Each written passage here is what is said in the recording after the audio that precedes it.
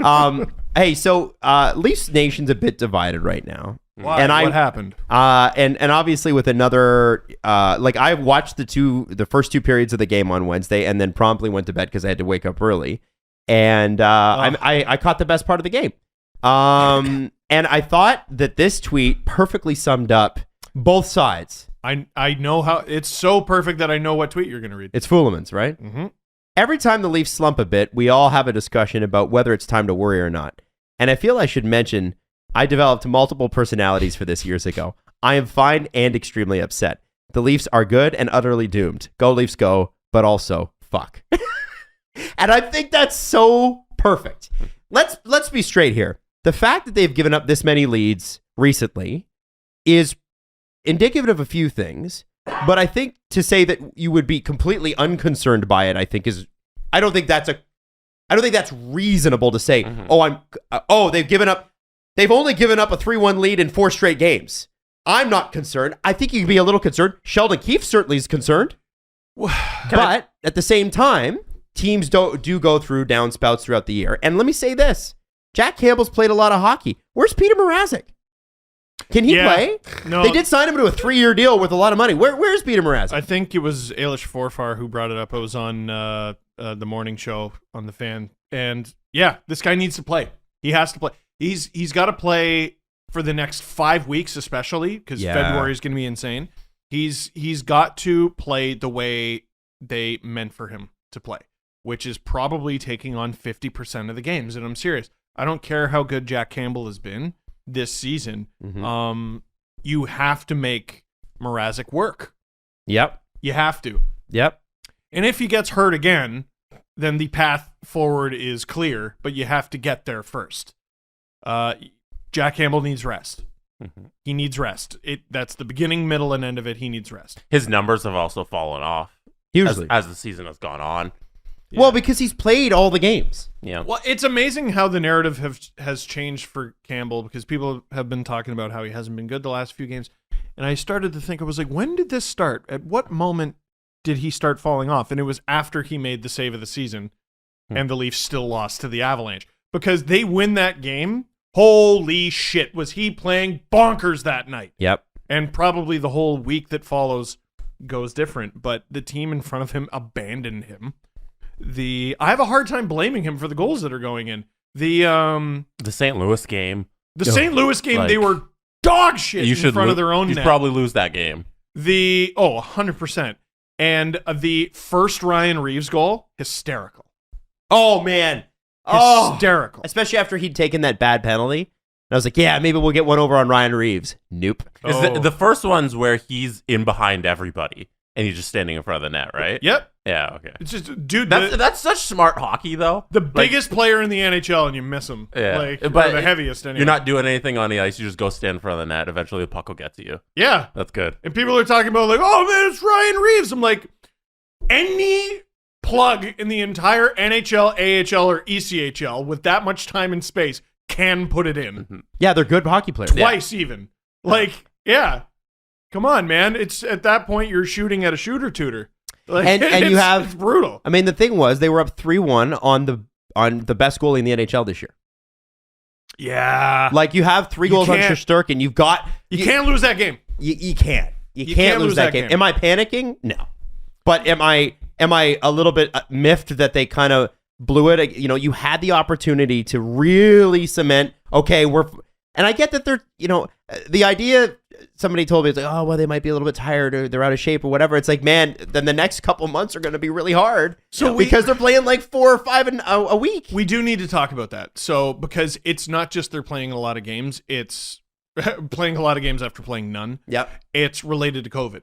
So, a lot of the team has had COVID. Yep. Recovery takes long, it takes a different amount of time for everybody. Yes. And that's all fair and valid.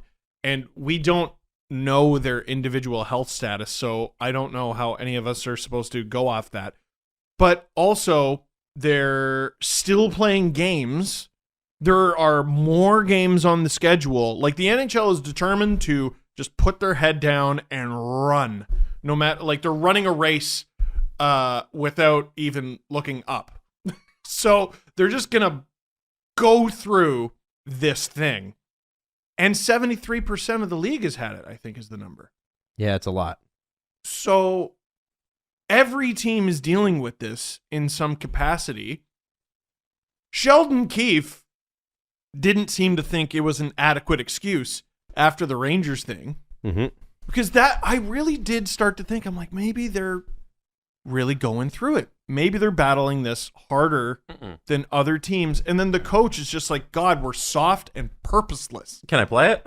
Oh, yeah. Yeah, because I think what you're saying, Sheldon Keefe, as you were going down the train of thought, Sheldon Keefe kind of dispelled all this by not giving his team a break. And here's what he said post-game. Today, I just thought we played soft and we made poor decisions defensively. We couldn't sort anything out. I just thought it was just far different. Like each game has been different, so it's hard to talk about patterns other than the obvious in that we've been giving up leads. But I just thought we got exposed today for being a team that was just soft and purposeless and just kind of playing the game and just hoping it was going to work out. I didn't think we had anybody that played well tonight. Coaches didn't coach well tonight. So today is a much different game than we've played in the others where we've given up leads and such. I just didn't think we had nearly enough urgency or purpose. Today, I think if you're like, hey, soft, the Leafs, how are they going to do it down the stretch? They got COVID, they got so many games.